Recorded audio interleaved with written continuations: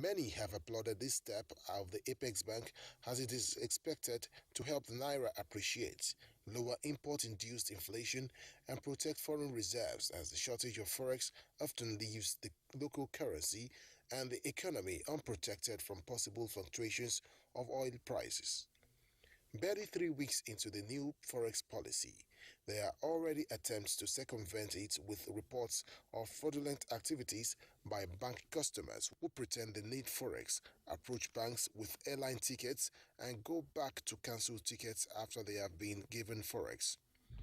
This is seen as tricks by the Bureau de Change operators truncate the new Forex policy and remain in business.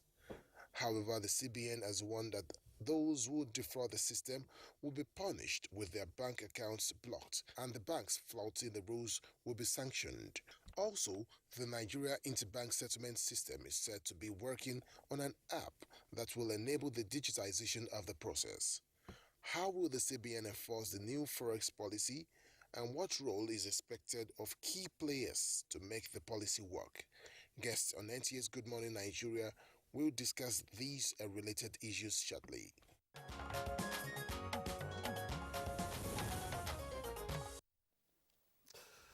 You're still watching Good Morning Nigeria. That was our backgrounder from Oyeyemi Ajayi there. And of course, to begin our conversation this morning first, I would like to welcome here in the studio Professor Ken Ife, and economic policy analyst. You're welcome to Good Morning Nigeria, Prof. Thank you for having me. Good morning, Nigerians. All right, and joining us from our Benin studio is Professor Mike Obadan, Professor of Economics and member CBN Monetary Policy Committee. Prof, you're welcome again to Good Morning Nigeria, as always.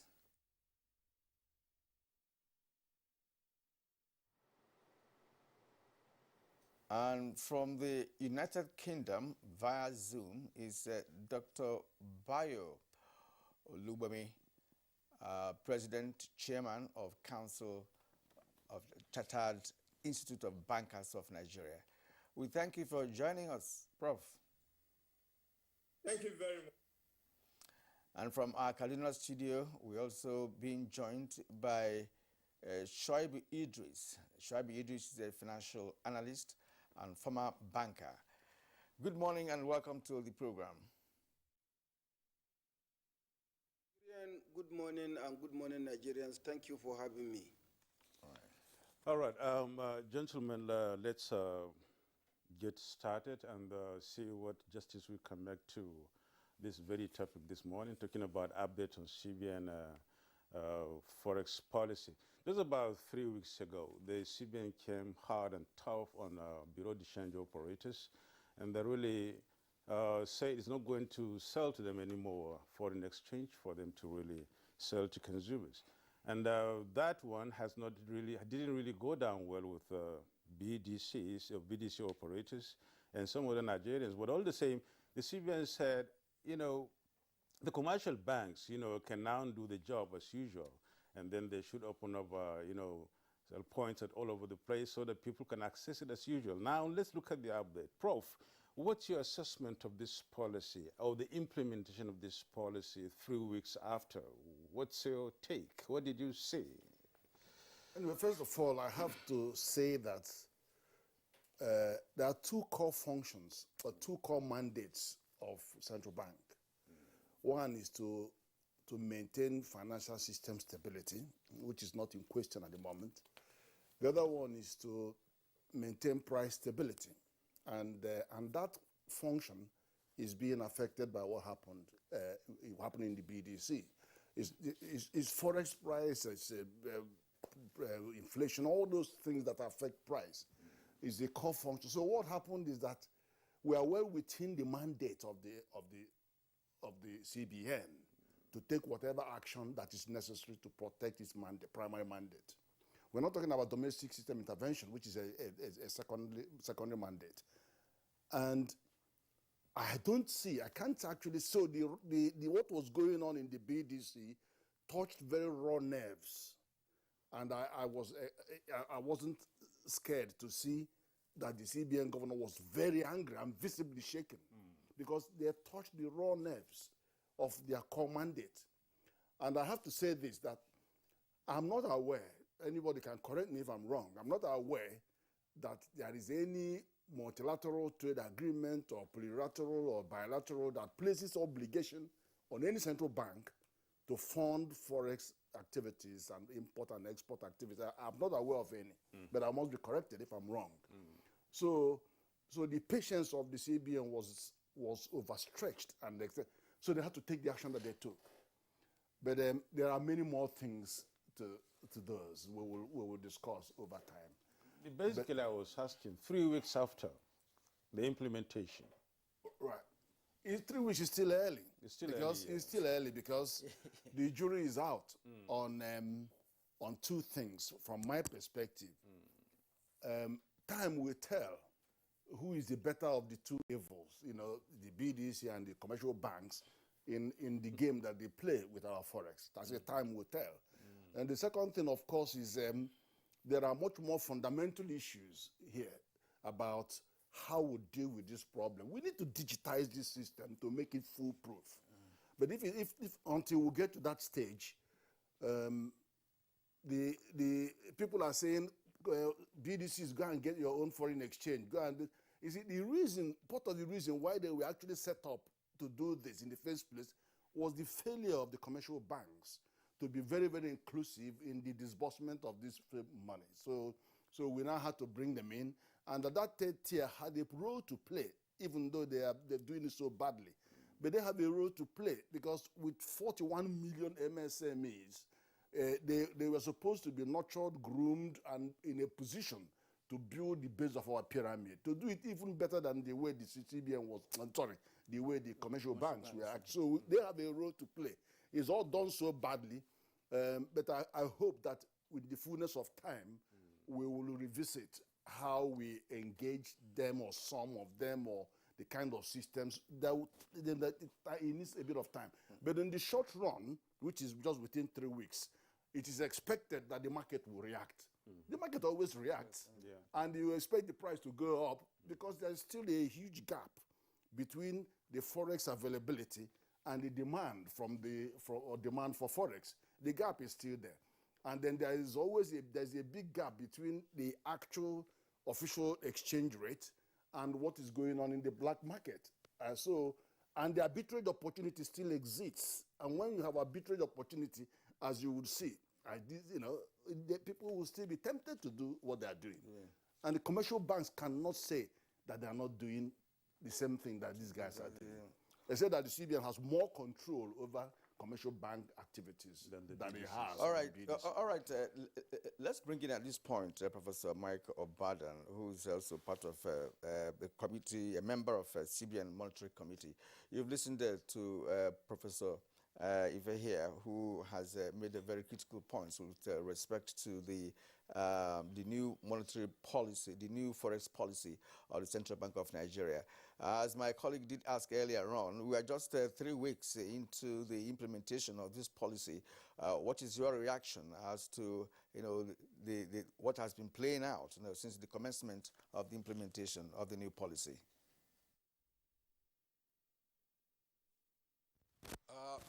Thank you very much, Kirian. Incidentally, there was a sound problem at the beginning of the program, so I didn't really hear most of what was said. But in light of your question, I will say yes, if there had been a number of untoward developments, they are not totally unexpected. You will expect, people, stakeholders, individuals, perhaps who are desperate to react in the way we have heard. We've heard, attempts to sabotage the policy by individuals and perhaps organizations who now obtain foreign exchange, and rather than deploy it to what is supposed to be used for, then they try to, convert it into cash and perhaps use it for other things. I've heard the story that some people are getting fake documents, to the central bank, sorry, to the commercial banks, and then attempting to get, foreign exchange. That will be expected of, stakeholders that are desperate. But I think the important thing is the mechanisms that are in place to check such misbehaviors, such misconducts. And, I'm reassured that the Bankers Committee has come out publicly to condemn any such attempts to abuse the new foreign exchange direction, which adds more responsibilities, to the commercial banks or deposit money banks. And, the chief executives that spoke, last week, made it very clear that any individuals or firms found to be abusing the policy and not complying with the laid down regulations for the use of foreign exchange, will be seriously sanctioned.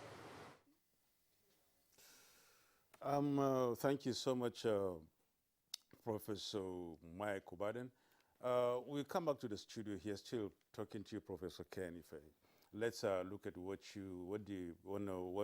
Professor Mike Obaden said vis-a-vis against the background of what you said. Let's look at this issue of the Forex issue, the gap between the availability of Forex and demand. Basically, that is why the problem is. If it's available, normally the demand is going to be not so much of a problem. But if it's scarce, the demand goes up. And in trying to meet up this very demand issue and the availability issue, some unwarranted, if I may use the word, practices come in. And that is why the CBN slammed down the BDCs and came back to the commercial banks, which of course it did much earlier. If you can remember 2016, 2020, it has been going forth and back on this issue. In your opinion, why do you think is the central bank going forth and back on this issue? Commercial banks, BDCs, commercial banks. And there we go, what's really happening?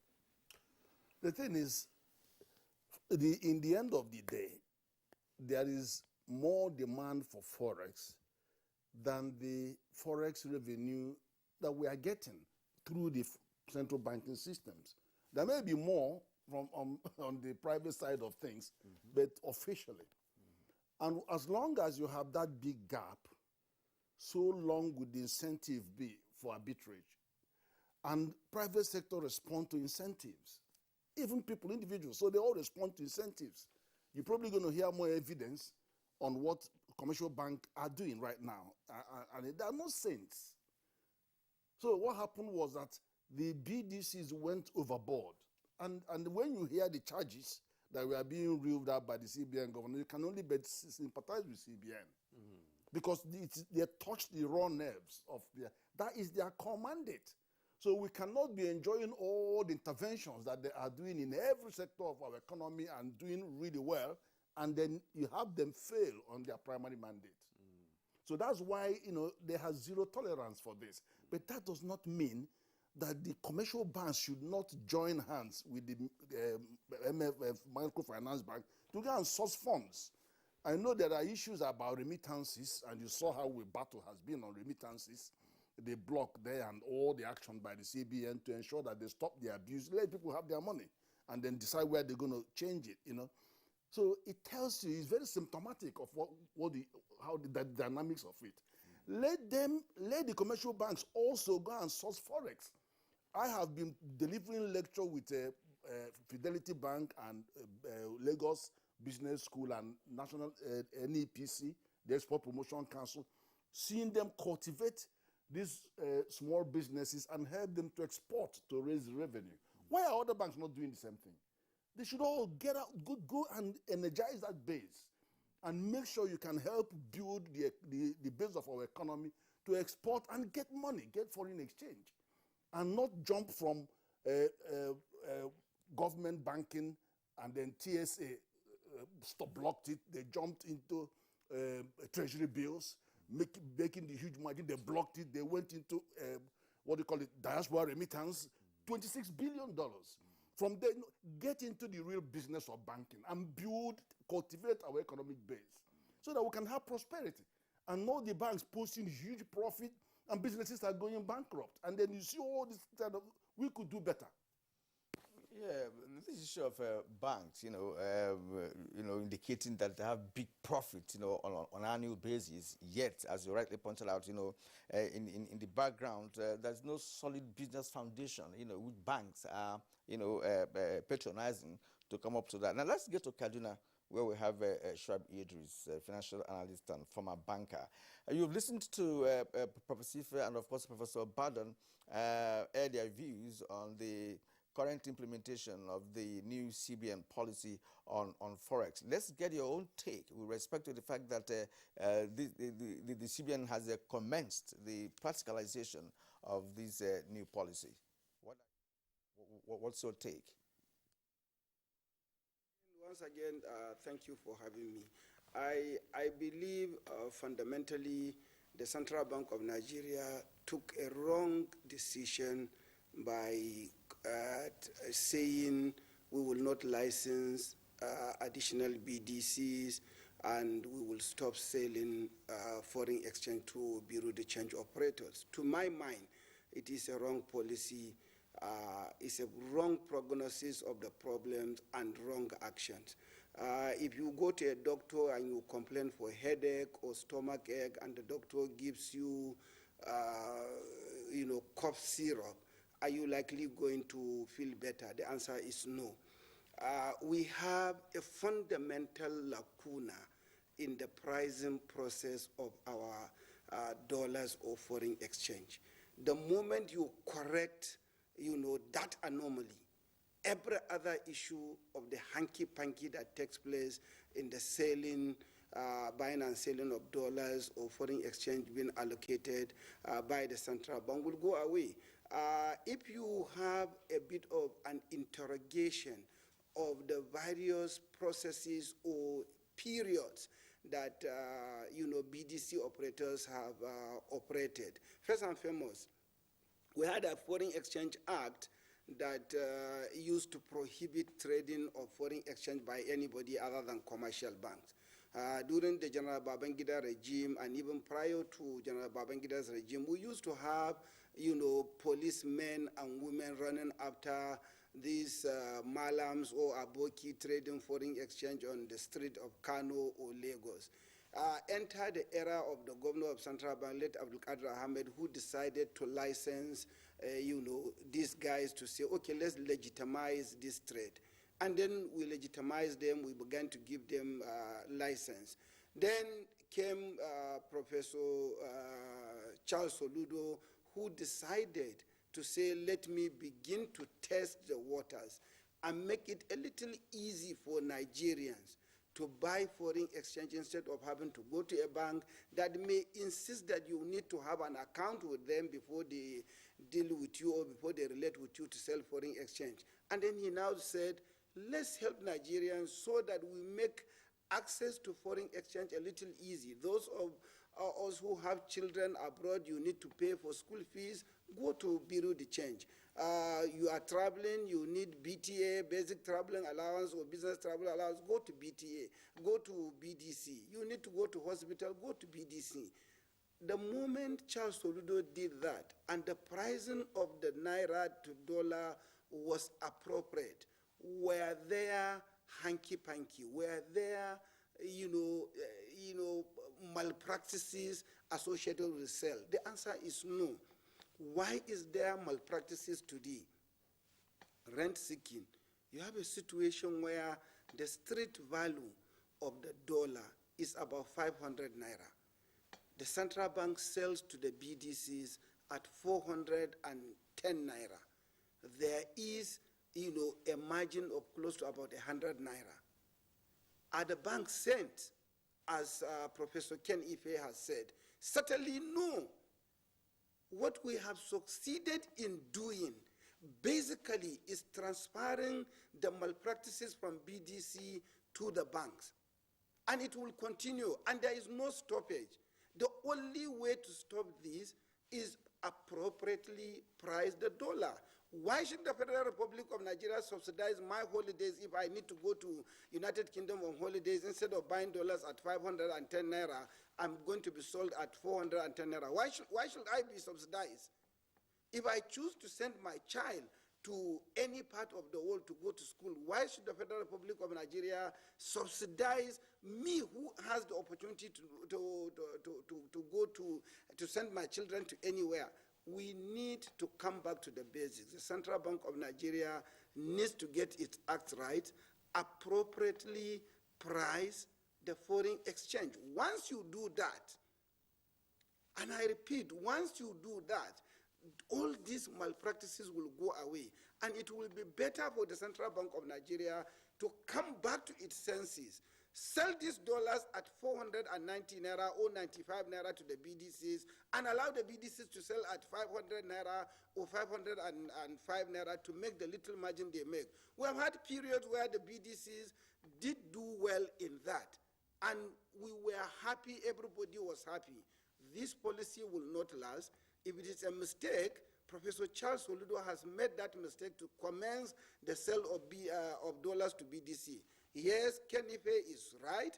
There's probably no central bank of any country that sells dollars to Bureau de Change. They are allowed to go and source their dollars. We started this, and if we cannot continue, then we must find a reason to say we do not want to continue. But we create, problems for ourselves, and then we are not taking the appropriate actions to address such problems. And as long as the central bank will not tell itself the bitter truth, not just the BDCs, there are mind-boggling businessmen and women that are being given $1 million, $2 million, $5 million to go and sell and make, arbitrage opportunities. Why should that be? What kind of a country are we running? The earlier we come to terms with appropriate pricing of our foreign exchange, the better for all of us. Sorry, I want him to do some clarification here. You're talking about appropriate pricing of our nation's foreign exchange. What is the mechanism for this pricing? Because I want to believe, quite frankly, that the central bank is in the know of whatever dynamics, when it comes to foreign exchange. What do you really mean by appropriate pricing, and how can CBN get it right?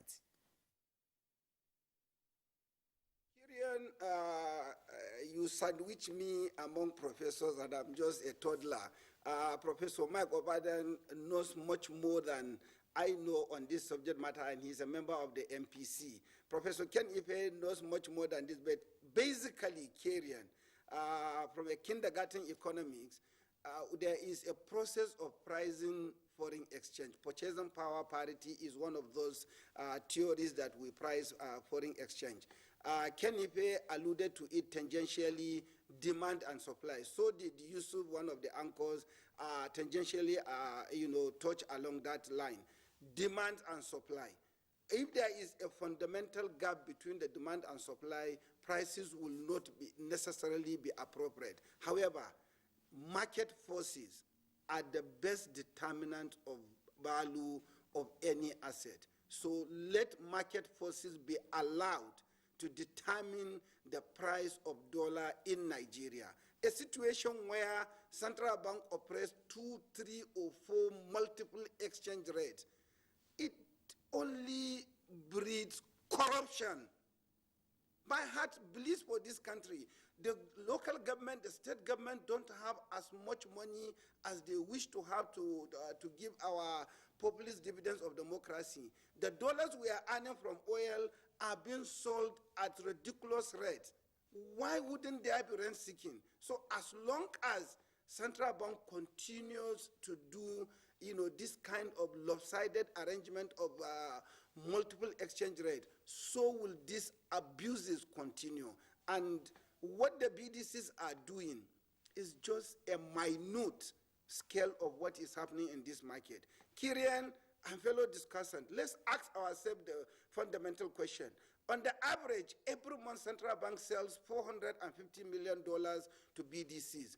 Can we really say that the Nigerians are traveling as much to buy $450 million for business travel allowance? Can we say that we have sufficient number of school children that are buying this $450,000 every month, $450 million every month to send our school children or to pay for school, for hospital? Most of these monies are being bought by whom? By a few who have stolen our money, and they are looking for where to hide this money. And we are not being fair to ourselves.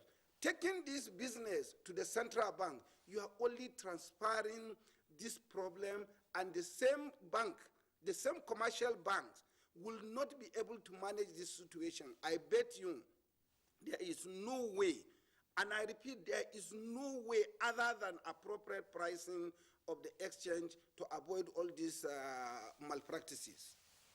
Thank you so much, Shoaib Idris, financial analyst and the former banker indeed, of course. We appreciate your passion.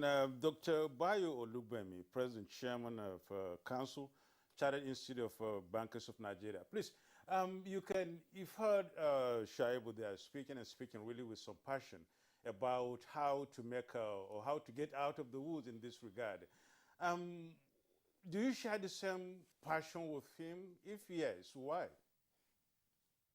Thank you very much. Yes and no. Talking about appropriate pricing, he also mentioned some ways that that you can achieve price stability in the FX. The issue of demand and supply. You see, fundamentally, a lot is wrong with our economy. And the fact that we are net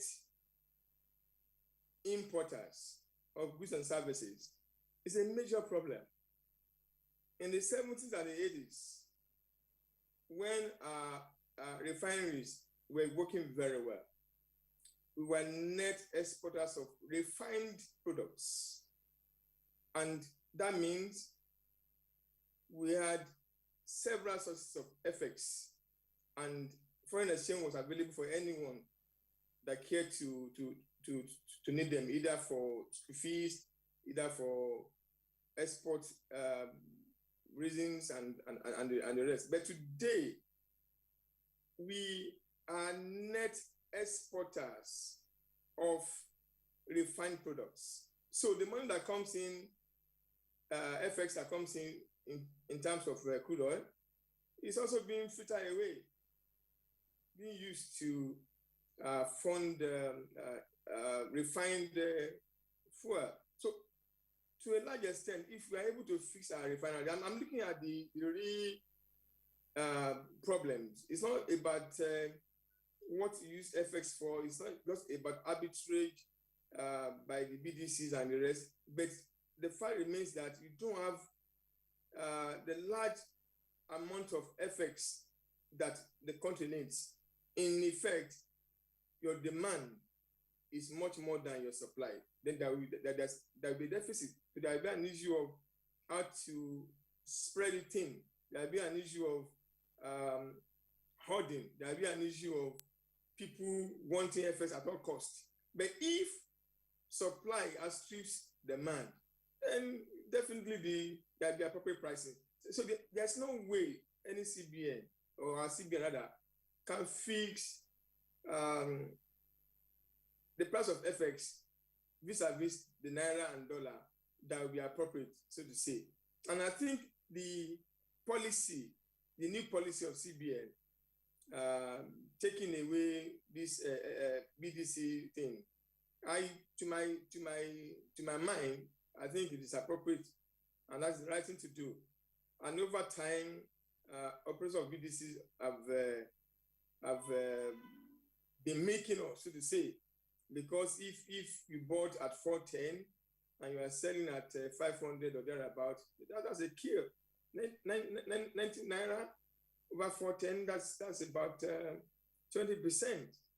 That is so much. So I think the banks, I believe, because of their structure, because they are well policed or monitored or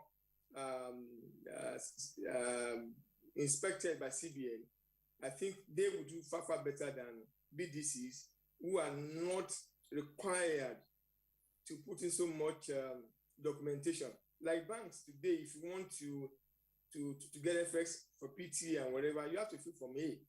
If it is goods and services and goods, you have to fill Form A.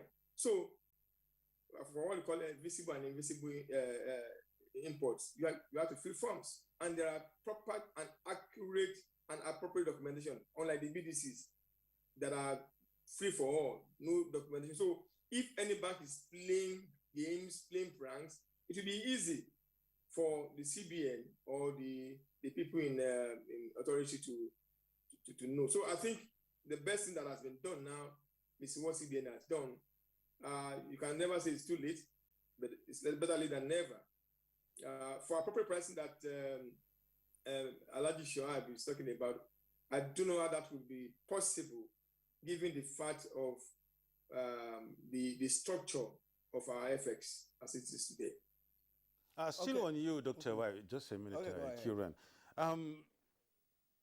This is not the first time the CBN is really going back to the commercial banks to do this business. And you remember 2016 and of course 2020 when it came out with some policies against the BDCs too. But still, it's still coming back today.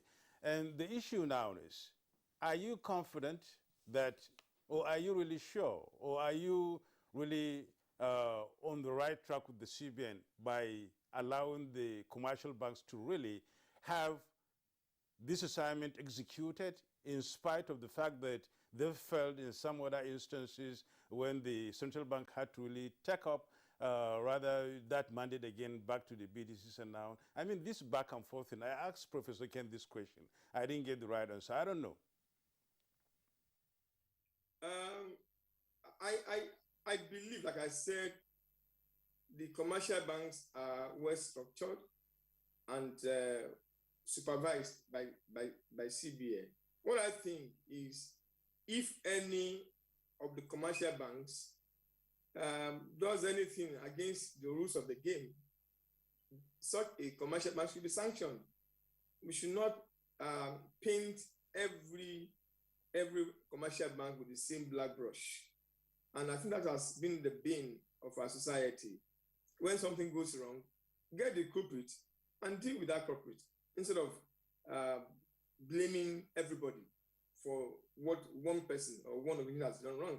So I believe with the rules and regulations or the guidelines that have been set by CBN, no commercial bank should do anything otherwise. And if they do, such a commercial bank should be singled out and punished accordingly. All right. In fact, the question put out by my colleague is very apt with respect to the fact that it has happened in the past, where BDCs were relied upon for for Forex transactions, and this time around we are going back again to the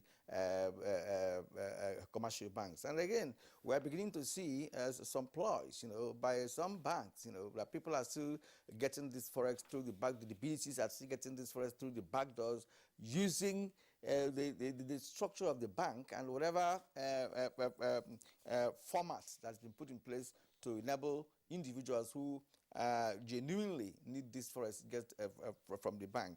Now, let's bring back Professor Mike Obadan once more. Prof, you've listened to other guests make very interesting contributions to this conversation, especially our guest in Kaduna, Shoaib Idris, who did not agree totally, with the central bank decision on this matter. He talked about appropriate pricing of foreign exchange. And of course, Dr. Bayo Olubemi did say that, look, it is not possible for one to just stand up and do appropriate pricing of foreign exchange because of other dynamics relating to the nature of Nigeria and our economy, manufacturing, importation, and what have you. How would you respond to all of these issues, that have been raised by other guests concerning this issue on ground? Well, thank you very much. Well, Kyrian, very Kyrian, raised. But let me say from the outset that with utmost respect, I do not agree with the two positions of our very good friend Alhaji Idris Shuaibu on the BDC policy and also the question of pricing the exchange rate. First of all, I think what needs to be clearly understood is that the central bank had given the BDCs a long rope, as it were, but the misbehavior continued. What has happened is that the BDCs had constituted some kind of sabotage to government policy, specifically monetary policy.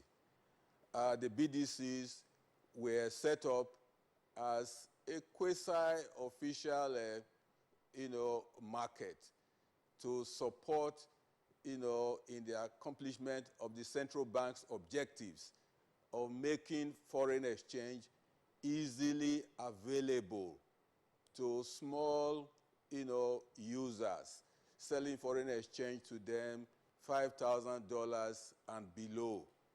And central bank, provided access to them. Let me say that at the beginning, they were not supposed to access foreign exchange, officially. But they agitated after operating, and then central bank, acceded to their request. And when foreign exchange is sold to them, they are expected, in line with monetary policy, to sell the foreign exchange to small users, end users, at a margin, approved by the bank, not to go to the black market and, collude with the operators there and be selling at those rates. They had continuously done that for a long time and given the impression that, that black market is now the major determinant of exchange rate in Nigeria, which is not. So as it were, the BDCs were no longer helping the central bank to accomplish the set objectives for which they were set up. And so they have lost the raison d'etre for them to continue to access official foreign exchange.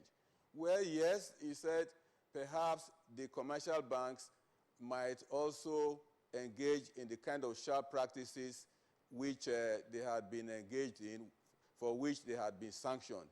Yes, the central bank is in a much better position to monitor and ensure compliance by the commercial banks.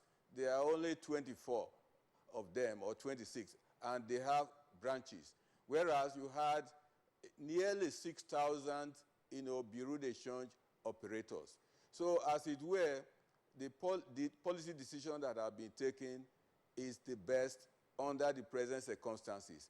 As the implementation, evolves, whatever challenges that arise, the bank will take appropriate measures to deal with those challenges and ensure that, the commercial banks behave and that end users are not shortchanged in any way. Then secondly, the issue of appropriate pricing of the exchange rate. Let me make this point clear, that Nigeria is a country that at the moment, does not have its naira as a convertible currency. And so it is not in a position like the United States, or the European countries using euro, of France and others, whose currencies serve as domestic currency and also serve as, international currency. What does that mean?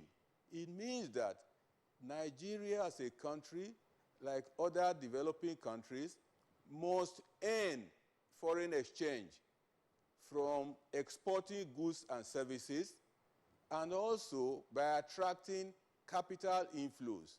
And at this point in time, our production capacity is not responding to desired outputs.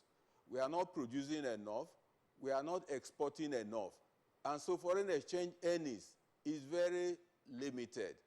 But then the demand for foreign exchange to buy imported goods and services is very, very high.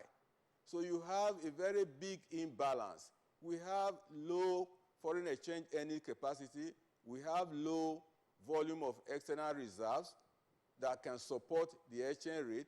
But at the same time, you find all kinds of requests for importation of goods and services. So like Professor Eke rightly said, the demand for foreign exchange is much higher.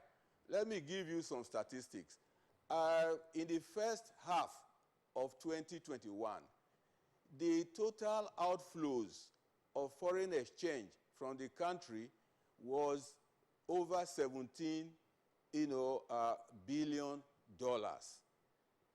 But at the same time, the total inflows from export of goods and services, capital inflows, was about $14 billion, which means that there was a net foreign exchange outflow of over $3 billion. How was that one financed? Or how would it be financed normally? By depleting the stock of external reserves. Or if that one is not done, then borrowing of foreign currencies can be done to finance the deficit. In other words, in the first half of the year, the balance of payment, overall balance of payment position was over $4 billion in deficit, which is financed by depleting the reserves and or borrowing. So Nigeria is not in a position to say, let the market, determine the exchange rate without management. And that's the reason why, yes, the Central Bank of Nigeria, determines the exchange rate through the market, but then manages it. For example, the major exchange rate in Nigeria today, which is virtually the only one, is the investors and exporters, window, foreign exchange rate. And the exchange rate in that market is determined by market forces based on prevailing market conditions. What the central bank only does, and which many other developing countries also do, is to use supply to manage the exchange rate, condition it, at this point in time. So if we say, let the market determine the exchange rate, as advocated, by Mr. Idris, without management, and which market are we then talking about? Is it the artificial, parallel market or black market, which constitutes a very microscopic segment of the totality of foreign exchange in Nigeria? That market cannot give the appropriate exchange rate for Nigeria. As a macroeconomist, there are scientific methods for determining the appropriate exchange rate, either for the nominal exchange rate or for the real, exchange rate. As of today, scientific empirical analysis show that the equilibrium exchange rate is a little above the nominal exchange rate, which operates in the I and E windows of the market. And that is because central bank continues to use supply to moderate the exchange rate. So if we allow the parallel market rate, 500 naira, or more, as the value of the naira in Nigeria, dollar in Nigeria, what will happen is very debilitating macroeconomic effects on production, manufacturing. What will be the cost? Let me say this, that even as at now, the current exchange rate of around 410 naira to the dollar has very strong pass-through effects on the domestic price level is one of the drivers of inflation in Nigeria. Yet, the central bank has a primary mandate to maintain monetary and price stability. So the point I'm making is this, that our good friend Alhaji Idris, has not taken cognizance of the very terrible macroeconomic effects of allowing the artificial parallel market rate to be the determinant of official exchange rate in Nigeria. The impact on inflation will be very difficult to imagine. The impact on manufacturing and other elements of production will also be very, very debilitating. And so, in the context of a developing country that does not earn enough foreign exchange and whose citizens have an insatiable appetite for imported goods, there will always be that demand, supply imbalance.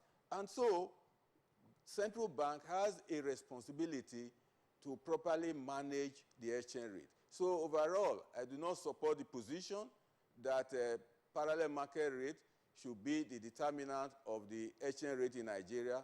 Neither do I support the position that, bureau d'exchange operators can behave well and then perhaps the policy action reversed. Not at Thank you so much, Mike Obadan. And so many issues have been raised here. And of course, before we lose sight of the last point, let me bring in Shoaib Idris to, comment on these points he made, especially talking about the exchange rate and, of course, the importer-exporter window given, and how Nigeria as a developing country is trying to manage this through the CBN. How would you respond to this? I think, Yusuf, we are trying to avoid the use of the word devaluation.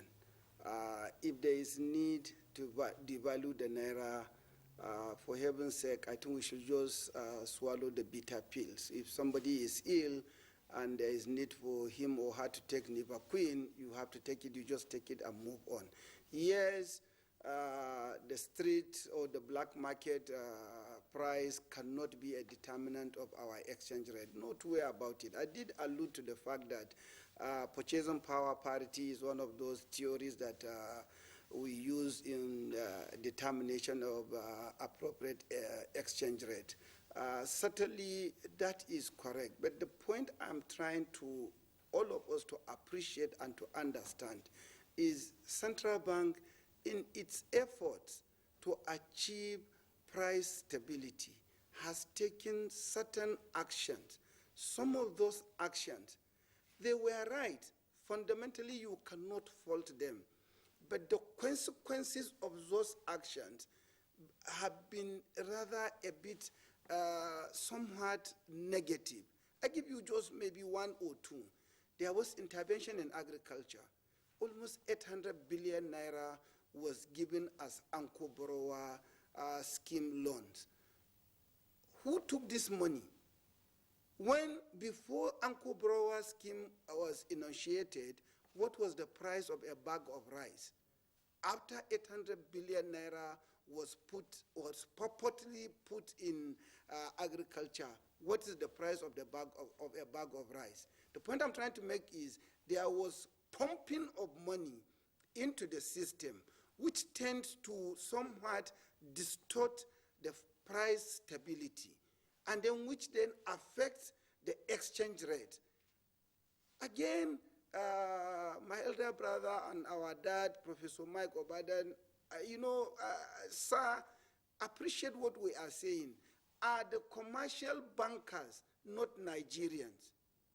Will they not misbehave in the same way and manner the BDCs misbehave? Why did the BDCs decided to misbehave? In 2017, 2018, 2019, was central bank not selling FX to BDCs? Did they misbehave? Why did they started to misbehave in 2021? Let's contextualize the situation and look at periods and then ask the question. And when you want to address, an issue, let's address the cause, not the symptoms. This is where I posit my argument. I'm not necessarily in support of central bank giving Bureau de change, FX to sell. Why should we do so? Because we are probably the only country in the world doing so. We can do without it. However, if you want to address the challenges of, the issue of unwanted and awesome practices of selling and making 90 naira or 100 naira to $1, certainly selling to the commercial bank is not an issue and is not an option. I bet you, and I fundamentally will stand to be corrected. I was in the banking industry. I spent some 25, 30 years in the banking industry. I was even appointed as an independent director by the central bank for my professionalism. And it is clear that these commercial banks will do the same thing the BDCs are doing. And we will not be able to resolve the issues unless otherwise we get the pricing right. All right. As the conversation goes on, we are going to look at the issues concerning whether the commercial banks are going to also misbehave like the BDCs did. We have all of that when we return from this short break. But before we go on the break, I want to let Shabi Idris know that Professor Badan is not saying that the banks are holy. He is just saying that they can be controlled and properly monitored. All right. You're watching Good Morning Nigeria, reaching from the NTA. We're this morning discussing a bit on the Forex policy by the CBN, where it, of course, slammed on the BDCs and stopped issuing, or rather selling to them foreign exchange. Rather, commercial banks take up the mandate. So many issues have been raised, and of course, we really need to look at them briefly because we're running short of time. Let me come back to the studio and then meet Professor Kenife. Professor, the global practice has it that Forex should be accessed through commercial banks and not the BDCs, and that's what the CBN is really standing on by its own policy. And you earlier mentioned, as being enunciated by some of the speakers, that there is a huge gap between the supply and demand of Forex. And the commercial banks too have to really look at this issue very well. Since the money has been handed over to them now, why not even go all out to source for or expand their commercial activities, get more Forex instead of having to depend on the CBN to achieve that? How would you, respond to these issues in relation to trying to get the economy out of the woods in this regard, having more Forex for those who really need it genuinely? Okay, there's a quantum of $5.2 billion which CBN gives out to the BDCs within a year. But let's look at other. How do you compare that from the statistics given by Professor Bodden? About 17 billion in a 6 months period was demanded against just under 14 billion. So it could have been worse. Remember, in 2016. The demand was $4.66 billion a month. So which means in 6 months, it would have been anywhere between 25 and 30 billion. Now, there are diaspora money. It's about 26 billion, although it's coming down. That's many times more than the 5.2 billion that we were talking about. Then we also have the drying up of portfolio investment. Portfolio investment was giving us a lot more than that, but it's drying up because of COVID and other related issues. Foreign direct investment used to give us a lot more than that, but that also is drying up again because of all kinds of issues. And there is the dollarization of the economy. The politicians want to hold dollar. And again, that is exacerbated by the COVID issues. People are worried. There's security implication as well. People are worried they want to hold dollar because they don't know what will happen. And there's a lot of speculation on our Forex rate. So people want to hold dollar. It's a much more stable currency in their view than holding naira.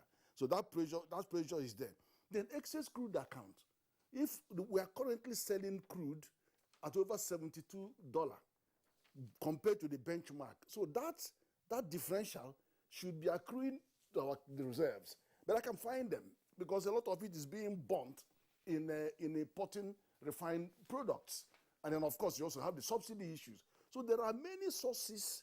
There are many sources of this money that could have made the 5.2 billion given to BDC very, very small. So we need to look broadly at all the hemorrhage on our potential revenue source and the leakages in our economy. And at the same time, remember that all the action being taken by the CBN is to reduce the importation of a lot of these products that we can produce. And some of them are also helping to diversify the economy. That's why trillions of naira are all there to boost productivity and make sure we can export more and wider variety of things to reduce the pressure or even the gap between these two currencies. So, all right, Prof, let's just pause you there because we're running out of time. So at this point, we should be looking at mechanisms or avenues by which the central bank can actually checkmate some of the banks that may go out of their way to, give some kind of support to racketeers who are already in their fray at the moment. So Dr. Bayo Olugbemi, there's one aspect of this conversation I'd like you to look into, and that's the issue of digitizing the process of monitoring Forex operations in Nigeria. Is it a possibility? Yes, it is. I think today, give kudos to Central Bank of Nigeria.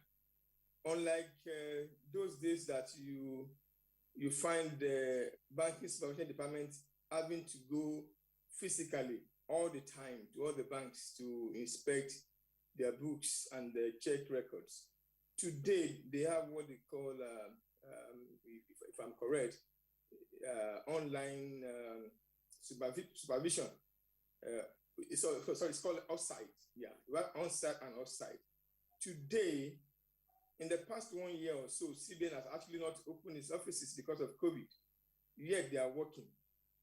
And they work most of the time off-site. So, in a way, the banking supervision has actually moved away from on-site to off-site. And that's the digitalization that is online, or what we call digitization. So I think CBN has all it takes. They have the system, they have the people who can be in their homes, working from home, and yet supervising the banks. So there won't be any issue as far as that is concerned.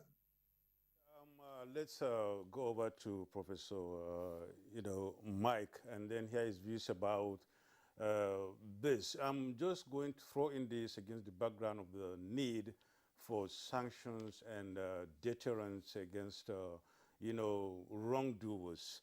Let me go through this. The new trick in the BDC now is the students, especially carriers of international passports, and are being lured to use their travel documents and fake airline tickets to obtain Forex dubiously and from banks and hand them over to Bureau de Change operators for a commission starting from 50,000 naira. This is a shoddy deal, and of course, so much have happened really along the line before this very slam down by the CBN. This is just one new trick now. How would you respond to this so that we can now say that there is something that can be done for wrongdoers that will serve as a deterrent for others who may want to do that? Well, thank you very much. I think a number of things can be done, by the central bank as the monetary authority to try to minimize the kind of sharp practices, that, may arise in the course of implementing the policy. But then before going further, let me say that, some stakeholders seem not to have confidence in the commercial banks, just because Forex, previously allocated to BDCs will now go to them. That amount is about 15%. At least in the first half of this year, it was about 15% of the total foreign exchange. And the commercial banks have always dealt with foreign exchange. They deal in foreign exchange, sell to big time, stakeholders, firms, and all that. So it's not really new that they are just coming into the business of disbursing foreign exchange. And even at that, small users, they had always, also sold foreign exchange to aspects of the small user base. And so, the question, the issue raised by Alhaji Idris, to the fact that the commercial banks will always misbehave. What I will just say there is that the commercial banks have now been challenged, not just by Alhaji Idris, but some other stakeholders. So they would then need to behave. And importantly, the central bank is not going to sit by and allow sharp practices, malpractices to go on. The monetary authority will do the needful to ensure that its policies are not sabotaged by, the commercial banks. Well, having said that, the issue you raised about sharp practices, well, I think even from time there had been some, mechanisms, in place to check such malpractices. For example, in the area of education, if a student or a parent wants, foreign exchange, to pay the school fees, of a student abroad, what is in vogue and what should be emphasized the more now is that the invoices will be brought, and when approval is given to buy the foreign exchange, the commercial bank will transfer it directly to the school abroad, not to the student or the parent and so on. The same, consideration can be had for even medical expenses and all that. For travel, you say you are traveling and then you go and buy fake tickets and all that. There should be a mechanism, now that we know that some people don't behave well, mechanism to make sure that they bring boarding passes, to show after they would have undergone the trip. So invariably, I can assure you and Nigerians that the bank will definitely do the needful. We'll put in place a number of, measures to ensure that whatever sharp practices, that are being perpetrated or contemplated can be appropriately dealt with. All right, Prof. We simply we hope so with you as well that what Nanabo raised is just a part of it. Another aspect of it is one that those who are racketeers who genuinely, or get airline tickets to obtain Forex, get that done, but later, cancel the tickets after they had been given Forex. That's also another trend. There are so many ways these racketeers approach it, but perhaps we don't have time to go into that now. So let's bring in Shoaib Idris to give us his brief closing thoughts on that. And how can we curb the excesses of commercial banks who may go out of their way to do the wrong aspect of this approach? Kieran, I'm still back to the same point. The issue is appropriate and realistic pricing of the exchange rate. That is the solution. And there is no any other, word to call a spade other than by its name. Central Bank, yes, it's doing well. It's done reasonably well. But how much has Central Bank been able to manage even the export proceed? People export commodities, sesame seeds, ginger, cocoa, and what have you. Central Bank has been on the neck of these exporters to even bring back the funds. How much more of managing huge documents. It is not about 25, 27 banks. It is about the quantum of paperwork needed to be scrutinized to say, I need to check a ticket, I need to check visa, I need to check passport. Yes, technology can help, but technology has limitation. What is that limitation? If I want to verify ticket, then I must have my system interfacing with all the airline systems so that I can easily use the technology to check the validity of a ticket. If I need to check the validity of a visa, my system has to work with, say, a British system or the US system to be able to verify the visa. Technology in this area may not be able to be a helper. The major issue is realistic pricing, and as long as we don't achieve that, we will continue to have challenges, Kirian. Yes, I wish Nigeria very well. I am a banker. I'm proud to be one anytime, any day, and I'm not chastising my fellow professional colleagues, but then we are Nigerians, we are human beings, and it is not even about Nigerianness. It is about human nature. You have an opportunity to make 100 naira, and then you say, so I'm a cent.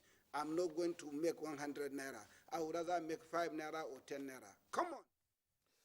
Well, thank you so very much, Abu Idris. On that note, we really want to thank our guests. Time is not really on our side because there are so many issues coming up at this moment, but all the same, we've got to just call it quits here. Maybe tomorrow is going to be another day, maybe sometime. And we thank you so very much, Professor Ken Ife, an economic policy analyst, for being part of the discussion this morning. Thank you. We also have to thank Professor Maya Kobadan, Professor of Economics and member CBN Monetary Policy Committee. Thank you so much, Prof. Dr. Bayo Olugbemi, President, Chairman of Council, the Chartered Institute of Bankers of Nigeria. It's our pleasure to be part of this program this morning. And same appreciation goes to Shaibu Idris, a financial analyst and a former banker. It's been our pleasure you've been with us this morning on Good Morning Nigeria. Hope to see you next time. And